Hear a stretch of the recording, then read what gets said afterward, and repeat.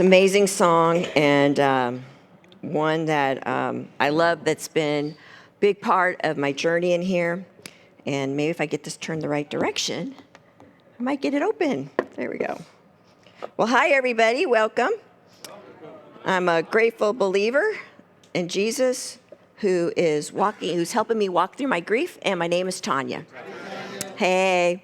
The song by Tasha Layton, I had to play it for you guys again. I know I used it last year too, but the words in her song are so appropriate for this lesson tonight on inventory and how to use your inventory sheets.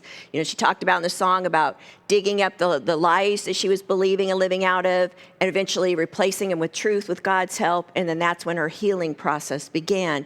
And that's what our inventory sheets help us to accomplish. When we work on using this tool, this isn't a tool just for when you do the fourth step part of your inventory journeys. It's a tool to be used throughout the year. Anytime you are struggling or trying to process through something you're going through, pull out one of these sheets and use them. It's amazing what God can show you, the insights He can give us if we will take the time to do them. Because what happens is those beliefs, those lies that we listen to, those actually become our identity. Those are become what we live out of.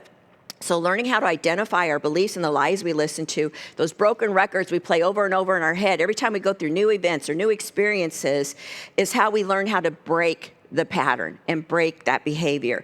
Because if we don't, they will continue to do what they always do, which is fuel our reactions. And if you wonder, why do I continue to have this poor reaction? Why do I keep responding this way? Well, you got to go back and look at, what are you listening to? What are those lies or beliefs that you're playing in your head? Because that's driving how you're responding to life and what's going on around you. So this is a cycle, and like I said, until we entangle ourselves from the damaging beliefs or emotions, they're going to continue to guide us. And so those sheets will help us to work on replacing them with our lies and poor reactions with healthy new ones. And that's why this tool is so valuable and so important to use throughout your year and not just during your 12-step process. I also like to bring up the scripture, Psalm 139, 23 and 24, because I believe this is what God is doing in us when we do these sheets. It says, "Search me, O God, and test me, and know my anxious thoughts. See if there's any offensive way in me, and lead me in the way everlasting." And if you think about it, the psalmist here was asking God to search him, to help him see himself. He wanted insights. He wanted to see and be tested about his thoughts and what he was thinking and his feelings, because it says, "Know my anxious," which is a feeling, "thoughts," which is what he's thinking, and then see if there's an offensive way in me. That's his actions. How is he acting? Is he being offensive in any way, and how he's acting out towards others? And then he asks the Lord to lead him in the way everlasting. And that's what we are doing when we ask him to help lead us to a new action plan, to new changes, to new things we can do that can help us grow in our walks with him and change these patterns of behaviors that are causing us pain. And so these have helped me over the years see myself so much more clearly. And also, it's also helped me come up with a plan for change. So I hope that you all will be taking advantage of using them throughout the year. And I also confess, the very first time, 13 years ago, when I did my first 12-step, this was probably the scariest part of my 12-step, was doing my inventory sheets for the first time. So I remember that very painfully, how uncomfortable it was. Now, back then, we had different sheets than what you guys are using. As a matter of fact, columns 3 and 4, which is more like your booklet, if you remember those questions in your inventory sample and your step study guides you're going through right now, I didn't understand what they were asking me to do. I couldn't figure it out. I did not know what columns 3 and 4 were all about, or how I was supposed to fill them out. I went to my sponsor, I went to our CR leader who started our program back then. I said, "What does this mean? What do I do? What is it really wanting me to know or write about?" And they just said, "Do the best you can." So with that information, I did the best I can, 60 sheets later. And I will say it was too much. I opened up way too many wounds, too many hurts, too many issues, but I didn't know how to focus it in. I wasn't even told to focus it in. So I just wanted to get rid of all my pain, all my past hurts, all my past abuse, past issues, past people problems. So I thought if I just write about them all, they'll be gone. And all I did was open them all up. So it's a process to work on the damage and undoing the damage and replacing it with new ways to live, act, think, and believe. So, but the good news is, even though I did 60 sheets, what I did get out of it and what God really showed me by doing that many was what columns 3 and 4 were really about. I finally understood them by the time I finished 60 sheets. So after that, I retweaked my sheets. I rewrote the reframing of the questions for columns 3 and 4 and 5 to help me better understand it when I used it going forward in the future. And then when I eventually took over running the CR program, I shared them with all of you guys to use to do the same. And so I believe they're helpful, and I believe it's helped so many more people get further in their journeys and gaining insights into themselves and what they're working on. So tonight we're going to go over doing an inventory sheet together, and we're going to go through it column by column. I know I just got done doing some more intensive group trainings with the 12 steps that are going on right now. I gave you some very serious examples from my own journey and my own painful experiences. Now, I did that on purpose, even though I'm not trying to dump my pain on anybody, but I know that I've gone through trauma and dramas, and I know many of you have too. And so I wanted to be helpful to you, to give you some guidance on how you can write about yours if you happen to have that in your life, which I think most of you do. And so tonight, I just want you to know, I picked a more lighthearted issue, a more lighthearted subject matter to help us as we go through this inventory process, because remembering how scary it was for me, and I know it is for many of you, I'm hoping by taking this more humorous approach to maybe help you to feel a little less intimidated about this part of the process, to not overthink it, and to just try to be able to move into it a little more easier by doing it this way. Now, before we get into it, some of you might be wondering, why do we have to do this? Why does CR say, go visit your past and go back as far as you can remember? Why do we even bother? How many of us have heard in our lifetime, oh, it's in the past, I've forgotten about it, I don't need to go there. Why go there? Why dig it up? Why does it matter?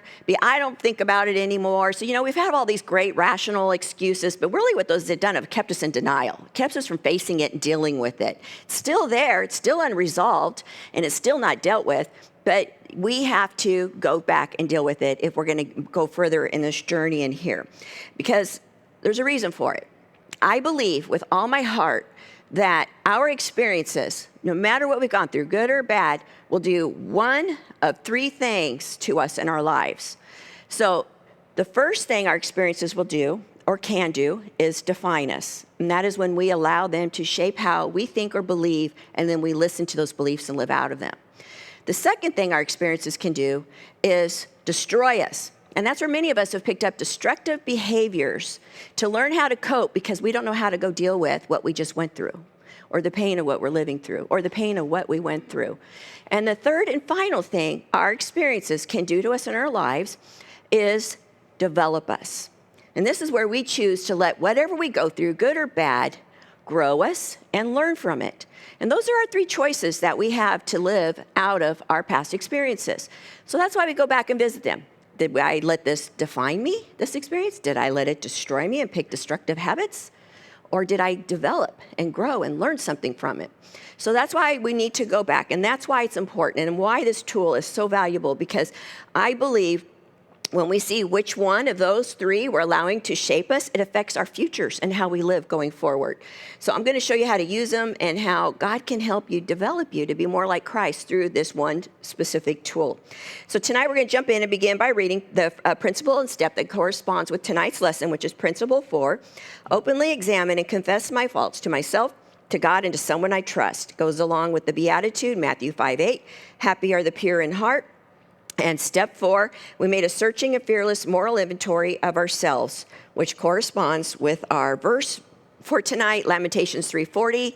Let us examine our ways and test them, and let us return to the Lord, which also is totally what we're doing when we use our inventory sheets. So to begin our inventories, like I mentioned already, we do have to take short trips down memory lane. First, we got to make a list of all the impactful experiences, both good and bad, that are tied to the issues that you are working on, or that either have happened to you or by you.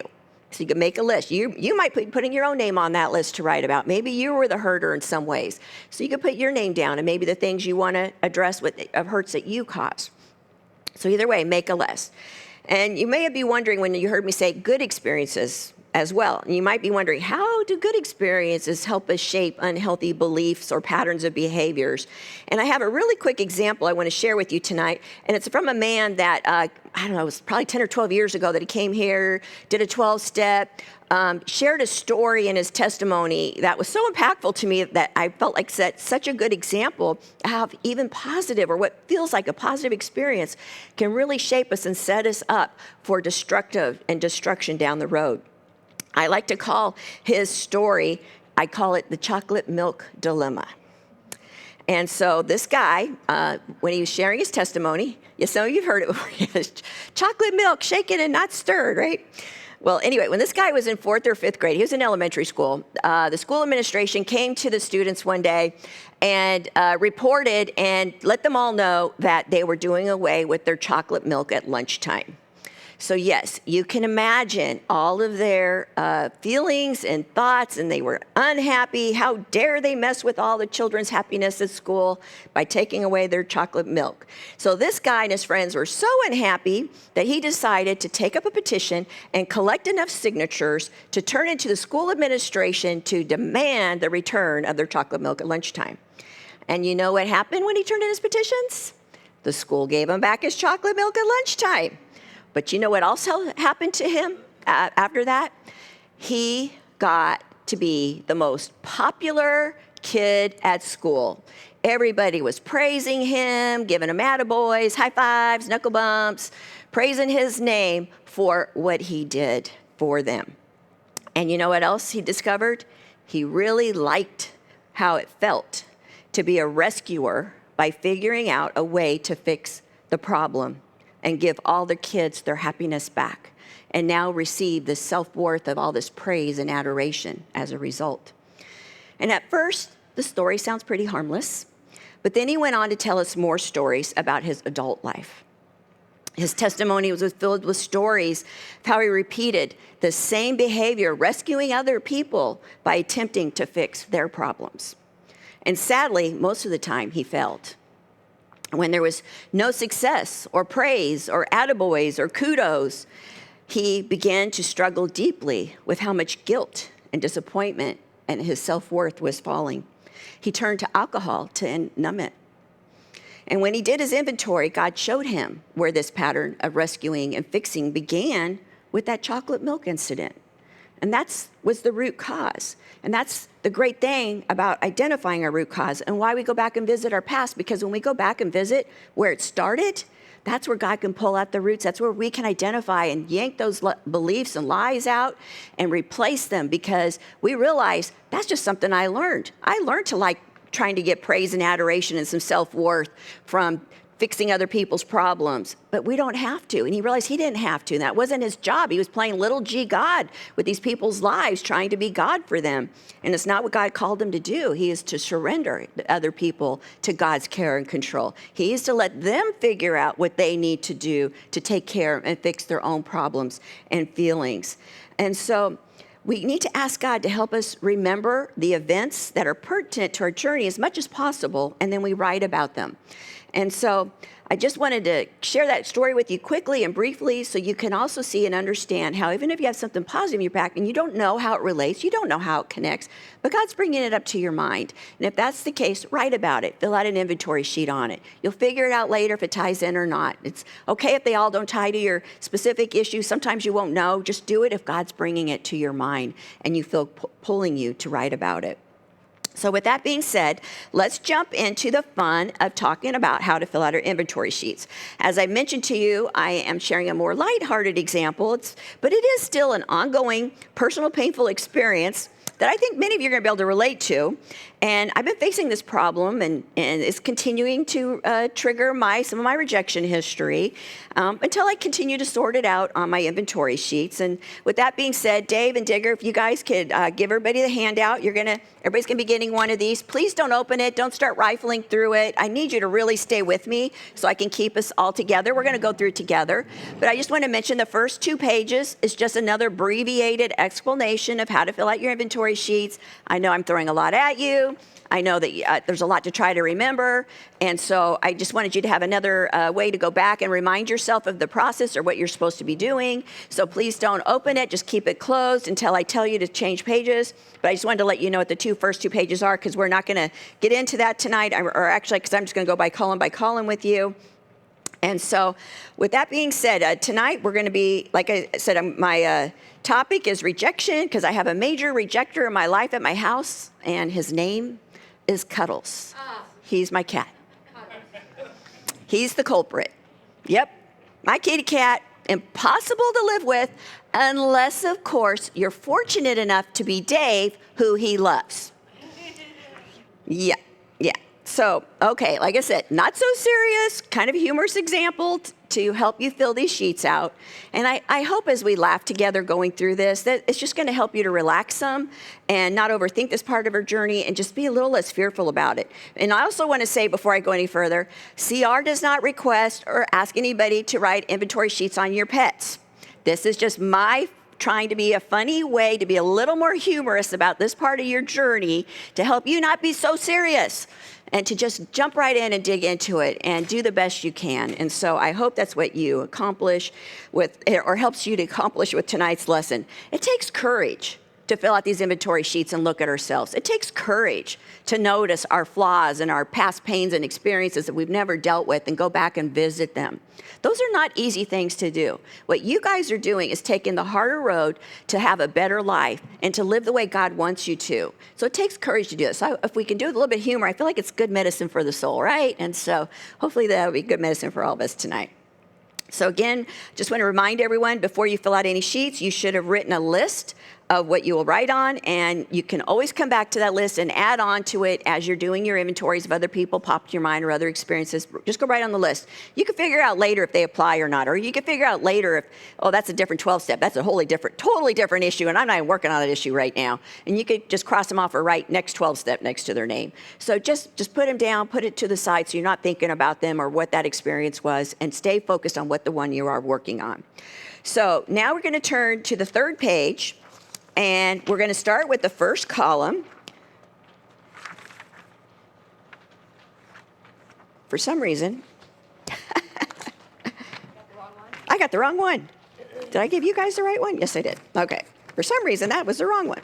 So you're going to your first page, and you'll see the person, which is Cuddles. All you do is write that person's name in that column. Now, one thing that I do like to encourage and Digger too when we encourage people to do their inventories is, especially for those of you doing it for your very first time, you got the most history to visit. You got to go back as far as you remember. You need to visit mom, dad, family, siblings, school, friends, peers, people as you grew up. So you got a little bit more to cover. And so it's helpful if you put the age range. So you can say childhood, 5 to 10. Teen, 11 through 18, 20s, 30s, 40s, anything that just kind of helps you keep it organized, and you can start from the past and move your way forward. You can start from present, move your way back, whatever works for you. It's just kind of to help you keep it organized. So make sure to put the age range if you're going back and visiting earlier days, younger days when you were a kid. Now, if you turn to the next page, we're going to go to the second column where we're going to write about what happened. And you will see in the second column, it is not a very big column. As a matter of fact, it's that way on purpose.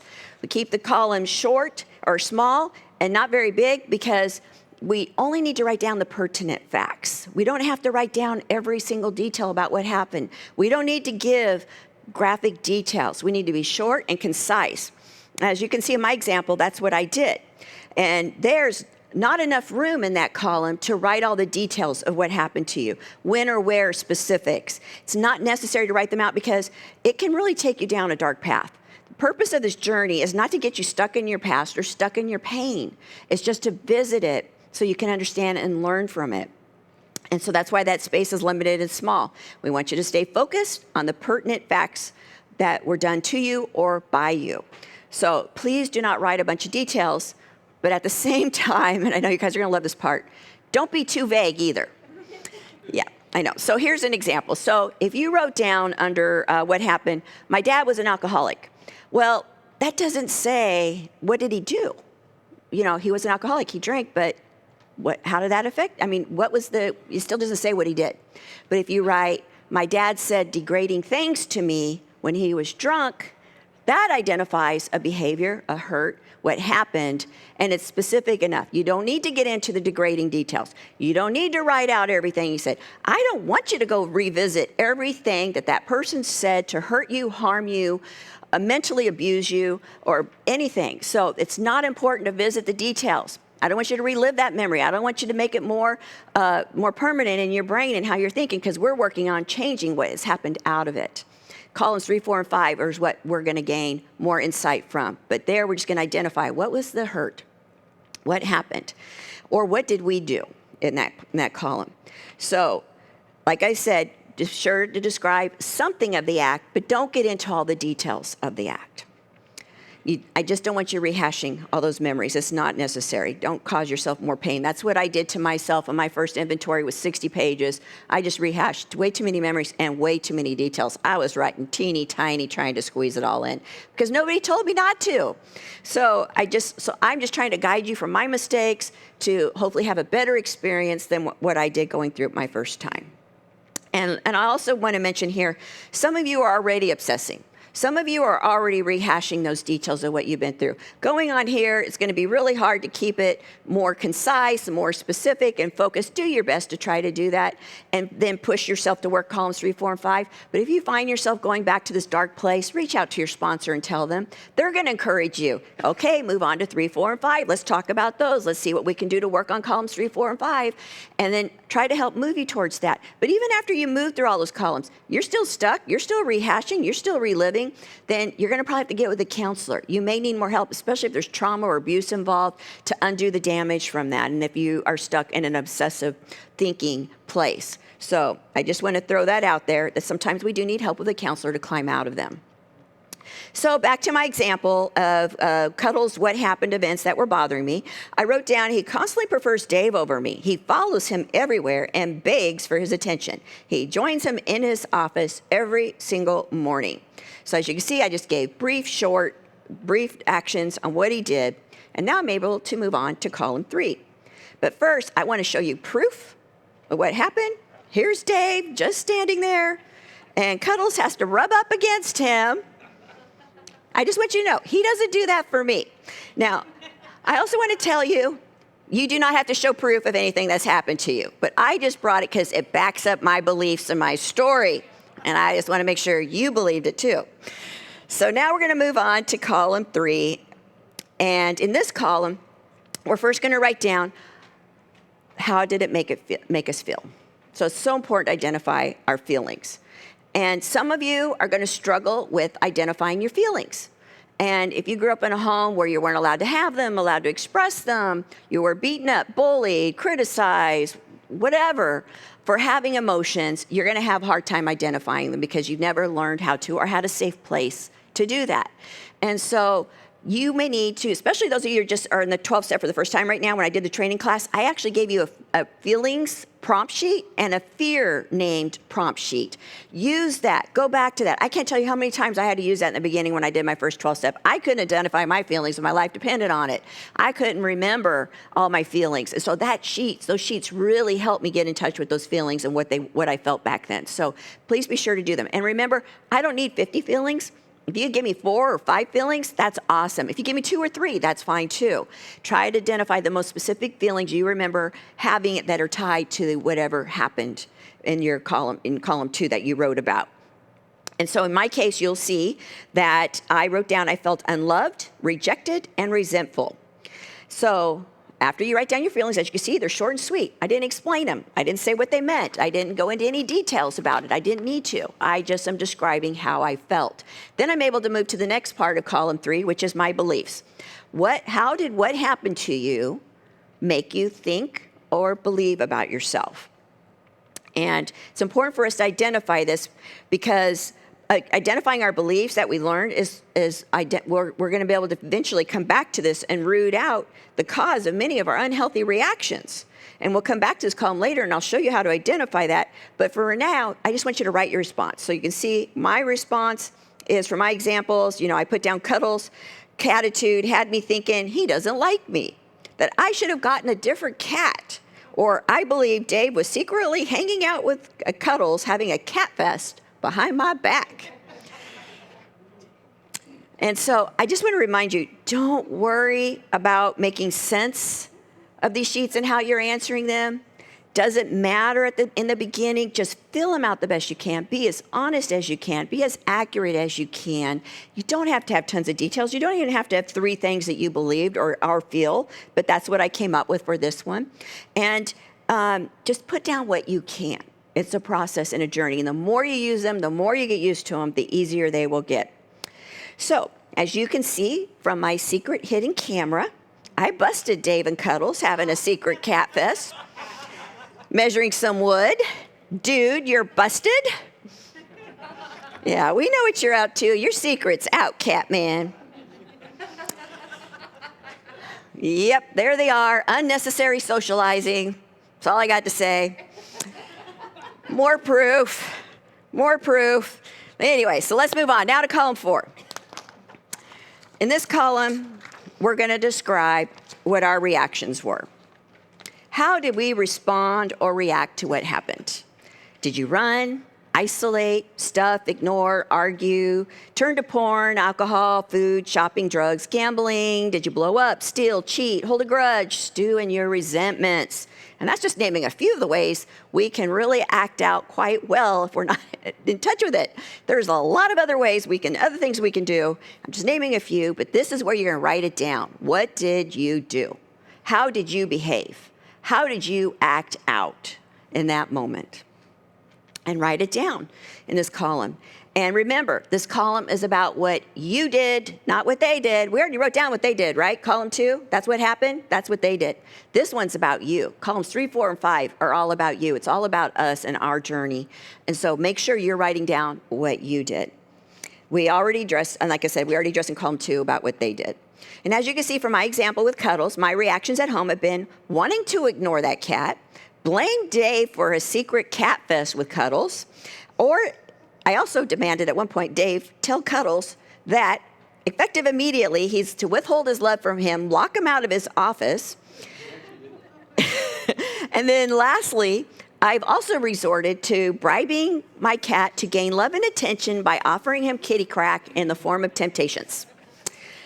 So as you can see, my reactions were super unhealthy because I wanted to control Dave and Cuddles' love fest by making demands. And I liked bribing Cuddles for attention and love with treats. But then you know what happens when our unhealthy behaviors don't get us what we want, how we want it? In my case, I wanted Cuddles to give me preferred attention and love than Dave, but I still wasn't getting it. So when we don't work, we resort to blame. And then I started blaming Dave. And all blame does is keep us from owning our part or from working on what we need to change. Blame will keep us stuck in our poor reactions and keep us from choosing the necessary changes we need to make us better. And it's a miserable existence, people. It's miserable. It doesn't accomplish anything, except maybe you might pick up a few more resentments to hold on to. So I don't encourage that. So once you identify the ways you act out, we can now move on to column 5 to answer the 4 questions that are tied to our final column, which is what can I change and do differently next time? That's what that column is pretty much about, what we can change and do differently next time. So let's dig in to the first question. What part am I responsible for? Now, in my codependency, one of the things I really struggled with, especially in the beginning on my journey in here, was what am I responsible for and what's the other person responsible for? What's their part that they're supposed to be responsible for and what's my part to be responsible for? And I really had a hard time sorting that out. So I came up with a way that helps me by answering this question in the beginning to help me sort that out, to keep me from being codependent and keep me focused on my part that I'm supposed to work on. So I usually answer it like this. I am, in this case, in this example, I am not responsible for Dave and Cuddles' secret love fest, but I am responsible for my feelings, column 3, my beliefs, column 3, and my reactions, column 4. So writing this out like this reminds me and helps me to remember and see I'm not responsible for Dave and Cuddles' thing that got going on, but I am responsible for how I'm feeling and responding to it. Now, humor put aside for a moment, I just want to mention one thing. If you've been abused, I want you to know right now, right here, your answer, number one answer to this question, what part am I responsible for, will always begin with not guilty. Big, bold, capital letters, exclamation points. None of you are responsible for anything you've been through where abuse is involved. So I just want to say that right here, right now, you always write not guilty at the top of that column. But then we also got to look at the fact that in the present, most of us aren't, or any of us, hopefully, are not around those abusers anymore. They're not in our lives anymore, but we're still living out of that abuse. We're still living out of the damage caused by that abuse. And so we do have a part to own, and that's how we're living in the present. So I will write in that situation, I am not responsible for what the abuser did, but I am responsible for how I choose to live out of it today, how I choose to feel, how I choose to believe, how I choose to respond to others and live my life today. That's my part, and that's what I have to work on, is undoing the damaging beliefs and lies left behind from the way I was raised, the way I lived, and the environment I grew up in. So I just want to make sure to point that out. And if you're the hurter, if you're the one that's going to be writing sheets on those you've hurt, you do write down your actions there. But don't beat yourself up. Don't go on and on about the things you did. You need to be honest about it. And if you need an example of how to write a sheet on someone you've hurt, everybody's in 12-step right now. I gave you my sample of one of my sheets I did on Dave, how I hurt him. And so go back to that and review it. Gain some insight that way from learning how to process when it's your hurt that you caused, of how to work that part into this, the first question. Second question that you're going to address. Is there anyone I owe forgiveness or amends to? Now, this one's important, and it's very easy to identify when you go back and look at column 3. And this is how I'm going to let you, how you're going to figure out and be able to tell if there's anybody you owe forgiveness or amends to. And what you're going to do is you're going to go back to column 3. You're going to look under the feelings, what you wrote under feelings. And if you have any feelings that are like resentment, anger, unforgiveness, bitterness, hatred, guilt, shame, jealousy, yeah, you got some forgiving to do. That's a pretty big sign when those are your feelings about that person and what they did to you. You got somebody you haven't been able to process through your resentments and the hurt and the pain from it, and you're still holding on to it, living out of it. And so right now, all I want you to do is write down, I acknowledge I need to work on forgiving this person. I'm going to start praying and asking God to help me, prepare me for it. And I'm going to wait till the forgiveness lesson before I do anything about it. Right? Wait till the forgiveness lesson. I don't want anybody getting out there. I'm not asking you to go do it right now. We have a lesson that actually addresses, Digger always does amends, I do forgiveness, where we talk about how to do this in a healthy way, in a good way. And I just want to tell you, anybody who's been abused in here, we're not going to ask you to go find your abusers to work through the forgiveness process of forgiving them. That could be harmful to you or them. And so there's certain things you're going to learn and find out about that part of the process. Sometimes we have to learn how to forgive without involving the other people that were part of it. And so we're going to talk about how to do that as well. So just write down that you acknowledge it, that you understand that God may be bringing you to a place to forgive or to make amends. Guilt and shame, those are ones that usually need to forgive themselves. If you have guilt and shame written down, it's usually somebody who's the hurter, who's did something, they're filled with guilt and shame. You have that in there as how you're feeling about someone you hurt. That's somebody that needs to work on forgiving themselves. So you might write down, I need to work on forgiving myself, but I wait until the forgiveness lesson to learn how to do it. And amends, the same thing. Maybe you recognize there's somebody you hurt, and you'll write down, I know I need to make amends to this person. I'm going to wait till the amends lesson, and then I'm going to work on doing that part of my journey. So just acknowledge it there. That's the whole point. And so don't worry about how, when, or where. We're going to cover it more in depth later. Just be praying that you'll be open and willing to do what God leads you to do when it comes to that time when we get to that lesson in your journey that you're working on.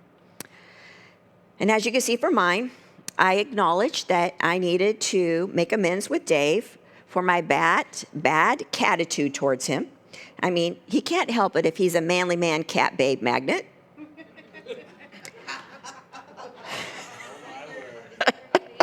I'll take it. Why not? You love it. You cat lover. You're a poster. And so what can I say? Cats just love the guy more than me. It's just what it is. So moving on to my next question is the third question for column 5, which is, are there any lies that we need to replace with truth?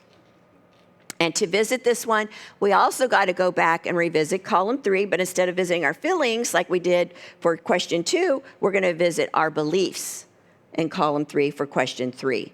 And to answer this, we're going to ask God, when we go look at our beliefs, are those true or are those a lie? And then we're going to look at it and we're going to see it differently for the first time. And we're going to be able to see, and God's going to start showing us if what we were telling ourselves came from Him, or did it come from the experience and we just learned to believe and listen to these things in order to live out of it and cope and survive with whatever it was we went through at that time.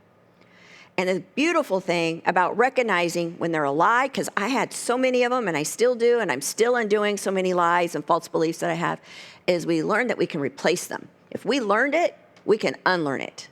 We don't have to keep listening to it. We don't have to keep believing it, and we don't have to keep living out of it. And so that's why this part of the journey in answering this specific question is so valuable and so important, because that's the root. And when we get to pull those out and replace them is when our healing begins. That's how the healing process starts. That's what helps us really understand the past things that affected us, that we don't have to allow it to affect us in our present anymore. And so many times I've discovered that listening to false beliefs or lies, and by identifying this, I realized that they could be changed. So sometimes the change, and this is the part that can be challenging, is specifically in column 5, and you might need help with this. You might have to ask your sponsor to help you with this part. But when we recognize a lie, we have several ways we can replace that lie. One of them is we can use God's word. Sometimes the truth is, or the lie, is I believe I don't matter, or I'm not worthy. And so we might want to dig into God's word and find out truth about what God says about how we matter to Him. So one of the ways I do that is I'll go on Google, I'll search, type in the search engine, Bible verses on how I matter to God, NIV, because I always like the NIV translation, and then I just let it give me a list, and I just start going through them. And I always find a verse that speaks to me, that speaks to the lie, that I like, that I want to memorize to replace that lie with, and I write it down there. You're going to write it down under question 3, what that new truth is that you're going to replace that lie with, that you're going to commit to memory and start reminding yourself of. Another thing that sometimes we do with our lies is we just learn we need to reframe them. We need to give ourselves more perspective. Maybe we're not telling ourselves the whole truth. Maybe there's more to the story than we're looking at, because it's much easier to focus on the negative. We remember that a whole lot easier than we remember the positive, right? Negative always stands out because it hurts. It comes with emotion. But the positive, it might be okay. We might be happy. We just don't think about it. But we think about the hurts. We think about the bad things. So those are easier to remember and go back to. And so as I was putting this lesson together, I know I gave you a bunch of pictures to show proof and told you all the examples of how I believed Cuddles preferred Dave over me. But the truth was, as I was going through, and I created this lesson, 3 or 4 years ago. I've been using it for a while now. But when I went back through all my pictures, I started seeing other pictures I had of Cuddles. And I started realizing that I didn't have a full, accurate story. And that there were times he visited me. He actually came downstairs every day when I would make my coffee. Sometimes when he's hungry, he would follow me around, and other times he'll hang out on my desk and look at me while I'm working from home. And so sometimes, in my case, for example, with this, I needed to reframe my truth. I wasn't telling myself the whole truth. I was so focused on the negative and that I wanted what Dave had, and I wasn't getting it, and I was blaming him, and that wasn't helping me, and it wasn't helping me see the truth about how my cat really does treat me. And so we need to replace the lies by telling ourselves the whole truth, because that's going to help give balance to our perceptions, which can then influence our reactions for the better. So if you discover your thoughts and beliefs are inaccurate, please be sure to write down what your new truth is, whether it's a verse or reframing of the lie into a whole truth, in like my case I just gave you tonight. And then you got to commit those to memory and start speaking those truths into your life regularly. Tell the whole story, not just the painful part of what you wanted and you can't have, and what changes you're making to improve that and work on that. I can't stress the importance of this enough. So many of us, including myself, have allowed our lies and false beliefs to define us. And that's what I love about this, because we can recognize it and we can stop that and we can cement these changes if we commit to really working the final action plan and answering these questions as best as we can in this column 5. So moving on to our final action plan. I want you to know when you get to the final question for your action plan, number 4, I want you to know you've already done most of the work. When you answered questions 1 through 3, you pretty much answered a majority of what your action plan should be. And you're going to summarize it here. You're going to make a quick, short summary of what you learned and took away from questions 1, 2, and 3, and then figure out if there's anything else you need to add on to it. So my first action that I mentioned in my action plan was to make amends with Dave for blaming him for his and Cuddles' love fest. The second thing I decided to do was to start playing with Cuddles in Dave's office more, because he really liked it in there. And that helps to remind me that he does like me. And as you can see here in this picture, this is him looking at me on my desk, one of the times when he's on there. And how can I say he doesn't like me when he looks like that? Does it look like a cat that doesn't like who he's looking at? I think he looks like he likes me. Or at least that's what I'm telling myself. And so I need to start telling myself those truths. He does come and visit me on occasion. I need to choose activities to engage with him that he likes. He still may prefer Dave, but he doesn't completely ignore me. He does like me. He just shows it differently. So you can see how I reframed the lie into a whole new truth that I got to start practicing and believing so I don't take it out on my poor cat or my husband. And for this example tonight, I would be done. This would be my whole inventory sheet all put together on one sheet. So that's a simple one. It's pretty basic. That's all there would be to that. Compared to the more intense ones I gave you, there was a lot more in them and a little bit more intense because they had trauma stuff associated with it I was undoing and tangling from. But some of your sheets will be simple and easy and short, and some are going to be more intense and long and have more to them. And either is okay. Not every issue you go through or experience is going to require a ton of work to fill out one of these sheets. And so just go with what you can do the best you can and just keep moving through all the columns. And when you're done, set it aside. Oh, don't set it aside. Sorry. One more thing. When you are done, you turn it over and you write something positive on the back. Do not stop working the sheet till you flipped it over and wrote either a positive memory, maybe you did something, maybe you wrote about somebody who's painful, but you had some good memories with them, you could write about that.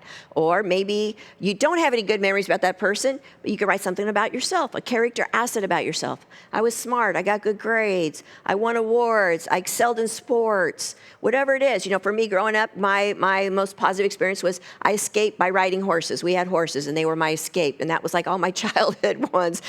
My only positive memory that I could think of, and I wrote it on the back wall to remind me I did have something positive, and it was my escape, and I loved it, and it was the best part of my childhood. And so I did have something positive. And what does that do? What does it do when we think about something positive? Well, on the other side, if you're thinking about it, there's something painful there in most cases, whether it was a hurt done to us or hurt we did to somebody else. So by flipping it over and putting on something positive, we're helping to take ourselves up out of that memory, focus it on something else so we can then move on to the next sheet. You got to finish with something positive, people. I just can't emphasize the value and importance of this enough to make sure to write something positive on the back of your inventory sheets. It's so helpful and so powerful, and it helps get you out of focusing on what the pain is you just wrote about and remember something else, whether it's about yourself and a character asset of yourself or a positive memory you have. The other thing I just want to remind you of is please keep your sheets in a private place. Don't leave them out where your kids or significant other or a spouse can find them. Don't cause unnecessary hurt by accident. I'm sure if you're reading the daily devotionals in the back, you read the one about the couple where that happened and all the unnecessary pain and drama and how they almost divorced over it. So don't leave them out. Keep them someplace safe with your stuff. And I also have more blank inventory sheets. Digger has them in the back on the back table. If you need more inventory sheets, feel free to grab some more off the back table. I did bring some tonight just in case anybody else had jumped in and got started and are gung-ho and know they need more sheets. Feel free to grab some. And I hope even though my example was kind of silly and not super relevant tonight because it's not about a real person, I just hope it helped take some of the intimidation or the fear or anxiety out of this part of your journey if you're getting ready to do it, or if you've been out of touch with it for a while, maybe you'll get back into using them again to continue to help you make progress in what you're working on. Because remember, our experiences do one of three things: define us, destroy us, or develop us. So if you're having an experience and you're having a hard time processing and figuring out what to do with it, that's why we write these. We don't want them to define us. We don't want them to destroy us. We want to learn from it. We want to grow from it. And we got to do something that helps us work through that process to do that. And also, last thing, I will get this lesson uploaded online by sometime next week. So that way, if you still forget and want to come back and revisit it, I know I'm throwing out a lot of information at you guys on how to do these. You can go back and revisit, watch the online on our CR page, or if you download our church app, it's so much easier to find our lessons and testimonies on our church app. Right on the front page. So we have a CR button right on the front page. It takes you right to our CR app and all our recorded testimonies that people give us permission to save and record, and our lessons are on there. So encourage you to download that if you don't have it already. If you want to know how to do it, ask Pastor Dave. He'll tell you, because I forgot. They had to tell me, so be sure to ask him. And also, if you have any questions, if you're working on your inventory sheets, you're reaching out to your sponsor and your sponsor's unsure, you can reach out to me or Digger. We've been doing these for a long time. We have a pretty good handle on them. Reach out, ask questions. That is what we are here for. We want to help you guys through this process. If you're spending the time to work on yourself and identify your junk, we want to help you get the most out of this. We want to help to see you make the most progress with God's help on going on this journey. And we've been doing enough of these 12 steps over the years in here. We don't always know every answer, but we're pretty darn close of figuring out how it works and to help guide you through that. So just ask. And with that, let's stand and say the Serenity Prayer so we can head off to share groups.